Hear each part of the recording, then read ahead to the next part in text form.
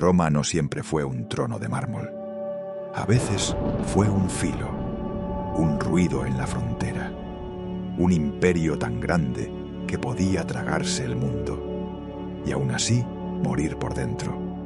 Cuando los emperadores empezaron a gobernar con miedo, cuando el Senado se volvió decorado y las legiones aprendieron que ellas eran la verdadera corona, Roma se asomó al abismo de siempre: la guerra civil, el caos, la descomposición lenta. Y entonces ocurrió algo casi imposible. El imperio eligió al hombre correcto, no al más noble, no al más romano, al más capaz. Desde Hispania, desde el sur caliente donde Roma era trabajo y disciplina, llegó Trajano. Y con él, Roma volvió a moverse como una máquina perfecta, hasta intentar conquistar lo inconquistable. Para contar la historia de Trajano, hay que empezar por una idea que a Roma le costó siglos aceptar sin apretar los dientes: que el centro del mundo puede cansarse, y que cuando el centro se cansa, la periferia deja de ser periferia y se convierte en salvación. Trajano no es solo el primer emperador hispano, es la prueba de que Roma, cuando se juega la vida, se vuelve pragmática hasta el punto de traicionar su propio orgullo. Y también es la prueba de algo todavía más inquietante: que el imperio, en su mejor momento, no era una familia, ni una patria, ni un lugar. Era una máquina que de vez en cuando necesitaba al mecánico correcto. A finales del siglo I, Roma parecía indestructible en los mapas, pero por dentro vivía un desgaste que no siempre se ve desde lejos. Sus fronteras eran líneas larguísimas, tensadas como cuerdas a punto de romperse. Britania al norte, con sus lluvias interminables. El Rin y el Danubio, como cuchillos de agua, separando Roma del bosque. Siria y Judea, como brasas políticas. África, como granero. Egipto, como arteria. Mantener todo eso exigía algo más que gloria. Exigía una administración estable, un ejército disciplinado y un centro político que no se convirtiera en un pozo de paranoia. Pero la paranoia era exactamente lo que Roma estaba cultivando. Domiciano, el último de los Flavios, había gobernado con una obsesión que termina devorando a muchos emperadores. La necesidad de controlar no solo el imperio, sino el pensamiento sobre el imperio. Su reinado tuvo eficiencia, tuvo orden, tuvo proyectos, pero también tuvo miedo. Y el miedo, cuando se institucionaliza, crea una sociedad que funciona a la vez que se pudre. Los senadores se acostumbran a medir cada frase como si fuera un arma. Los generales aprenden que cualquier prestigio puede ser interpretado como amenaza. El pueblo se acostumbra a ver poder sin confianza. Roma sigue viva, sí, pero vive tensa, como un animal que duerme con un ojo abierto. Cuando Domiciano muere asesinado dentro del palacio, no ocurre una liberación luminosa. Ocurre un silencio que se parece al de una sala después de un golpe seco. Roma entiende que la violencia ha resuelto algo, pero también entiende que la violencia siempre deja una pregunta en el aire. ¿Y ahora quién? El Senado elige a Nerva, anciano, respetado, con prestigio entre los suyos. La elección parece sensata, casi terapéutica. Un hombre moderado después de una etapa de miedo. Sin embargo, la sensatez no siempre sirve como moneda imperial. Nerva tenía autoridad moral, pero le faltaba el músculo que sostiene el mundo romano: el ejército de frontera. En el Rin, las legiones miraban a Roma con la fría lógica del soldado. El imperio no es lo que se proclama, es lo que se puede defender. Si el emperador parecía débil, el sistema entero invitaba a la violencia correctiva. Motines, golpes, proclamaciones rivales. Roma sabía a qué olía eso. Lo había olido antes. El año de los 4 emperadores todavía era un fantasma que recorría la memoria política del imperio. Nerva, precisamente por viejo, precisamente por no querer pasar a la historia como la chispa de otra guerra civil, hizo una jugada decisiva. Adoptó a su sucesor. Y esa adopción no fue una ceremonia sentimental, sino un acto de ingeniería política. La adopción en Roma podía ser un mecanismo para producir continuidad sin depender de la sangre. Era una manera de decir: no me sucederá mi hijo, me sucederá el hombre que mantiene el edificio en pie. Ese hombre fue Marco Ulpio Trajano. El dato que lo hace legendario en Hispania es el mismo que lo hacía polémico en Roma. Trajano no había nacido en Italia. Nació en Itálica, una ciudad de Hispania bética, en el sur cálido y fértil, donde el imperio era una presencia diaria.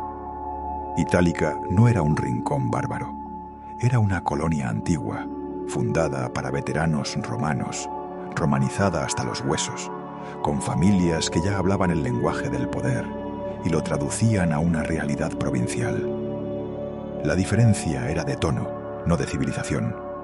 Roma en Italia era mármol, ritual y prestigio. Roma en Hispania era estructura, disciplina y trabajo. Y esa diferencia, en momentos de crisis, vale oro. Trajano creció dentro de una familia integrada en la élite, con tradición militar y administrativa. Su padre, también llamado Marco Ulpio Trajano, había tenido una carrera importante como general y gobernador, lo que significa que el joven Trajano se formó en el lugar donde Roma revela su auténtica cara, no en el foro de oradores, sino en la maquinaria del mando. En esas familias se aprende pronto que los títulos sirven, pero que lo que decide tu destino es una cosa más brutal: la reputación. La reputación ante el ejército, ante tus pares, ante los hombres que te siguen cuando el barro llega a las rodillas. Su carrera, como la de muchos senadores con ambición, fue escalando puestos militares y políticos. Pero Trajano no parecía un hombre destinado a ganar por seducción o por intriga. Parecía un hombre destinado a ganar por presencia. En Germania, en las fronteras frías, su estilo se afiló. Allí el mando no puede depender del teatro. Allí el general que no comparte el riesgo pierde el respeto, y el respeto es la única disciplina que funciona cuando la moral está cansada. Cuando Nerva lo adoptó, Trajano estaba lejos de Roma, en el frente. Y lo interesante es lo que hizo después. No corrió a la capital como un heredero ansioso. Se quedó, aseguró la frontera, revisó el estado de las tropas, ordenó la cadena de mando, confirmó que el imperio no iba a temblar por la transición. Fue, en apariencia, un gesto sencillo. En realidad, era un mensaje en voz alta. Mi poder empieza donde Roma se rompe. Solo después entró en Roma, y esa entrada tuvo un efecto casi terapéutico. Las legiones respiraron. El Senado, aunque con reservas, entendió que el nuevo emperador no venía a jugar. El pueblo percibió lo que siempre percibe. Cuando el poder es competente, la vida cotidiana se vuelve menos incierta. Trajano quiso desde el principio hacer algo difícil: reconciliar a Roma consigo misma. No podía devolver al Senado el control absoluto. El Principado ya no era la República. Pero sí podía devolverle dignidad. Y eso, en Roma, tenía un valor simbólico enorme. Su relación con el Senado fue, comparada con reinados anteriores, sorprendentemente civil. No basada en la humillación constante, no basada en el miedo como herramienta central. Trajano entendía que el Estado romano necesitaba una fachada institucional que no fuera mentira completa. Necesitaba que la aristocracia se sintiera parte del sistema, no prisionera del sistema. Y ese equilibrio, ejército satisfecho, Senado no aplastado, administración funcionando, es una de las razones por las que su nombre quedó asociado a la idea de buen emperador. Pero Trajano no era un filósofo rey en sentido idealista. Era un romano, y Roma no admite que el poder se sostenga solo con buenas intenciones. Roma mide la legitimidad en resultados, y los resultados, en su escala, suelen llevar uniforme. Un emperador podía ser justo, podía ser amable, podía ser sobrio, pero si no tenía victorias o, al menos, control firme de las fronteras, el sistema le pasaba factura tarde o temprano. Por eso, la gran prueba de Trajano fue militar. Al norte del Danubio estaba Dacia, gobernada por Decébalo, un enemigo que había hecho algo imperdonable en la psicología romana: demostrar que Roma podía ser contenida. Dacia no era solo una amenaza estratégica, era una humillación pendiente. Durante años, Roma había aceptado acuerdos incómodos, pagos y compromisos que sonaban a derrota maquillada. Y cuando Roma se siente humillada, se vuelve obsesiva. Trajano decidió que esa espina debía arrancarse de raíz.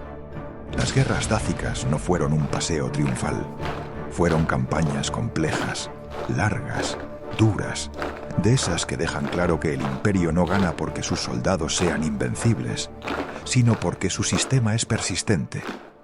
Dacia tenía montañas, fortalezas, terreno cerrado y una resistencia organizada. Para enfrentarse a eso, Trajano hizo lo que mejor sabía hacer: convertir la guerra en ingeniería. Roma, cuando está seria, no solo lucha, construye para poder luchar. Se levantaron fortificaciones, se abrieron caminos, se diseñaron líneas de suministro. Y en el Danubio se hizo algo que parecía una provocación al propio río: un puente monumental que convertía la frontera natural en vía romana. Era estrategia, sí, pero también era mensaje. El mundo no nos marca límites, nosotros marcamos caminos. El avance fue metódico. Hubo asedios, hubo desgaste, hubo sangre, pero al final la maquinaria imperial ganó. Decébalo se suicidó antes de ser capturado, evitando el destino más humillante: desfilar como trofeo. Roma convirtió el final del rey Dacio en relato de superioridad moral y militar. Dacia se convirtió en provincia, y con Dacia llegó algo todavía más poderoso que un territorio: riqueza. El oro dacio alimentó Roma como combustible. Y aquí aparece la dimensión que convierte a Trajano en figura casi mítica. Supo transformar la victoria en estructura. Muchísimos emperadores ganaron guerras y lo gastaron en caprichos. Trajano ganó guerras y lo convirtió en ciudad, en administración, en espacio público, en una Roma que no solo intimidaba, sino que funcionaba. El Foro de Trajano fue más que arquitectura. Fue un concepto tallado. Era un centro de vida cívica, económica y simbólica. Sus mercados, organizados, escalonados, eficaces, hablaban de un imperio que no solo quería conquistar, sino gestionar el mundo. Y la columna de Trajano, esa espiral de piedra que narra la guerra como una película inmóvil, no era solo propaganda. Era también la manera romana de fijar memoria. Lo que se talla en piedra se vuelve verdad oficial. Trajano también entendió que un imperio no se sostiene solo con monumentos. Se sostiene con redes, con ciudades provinciales que no se sientan abandonadas, con élites locales que prefieran colaborar antes que resistir, con una administración que no sea un saqueo constante.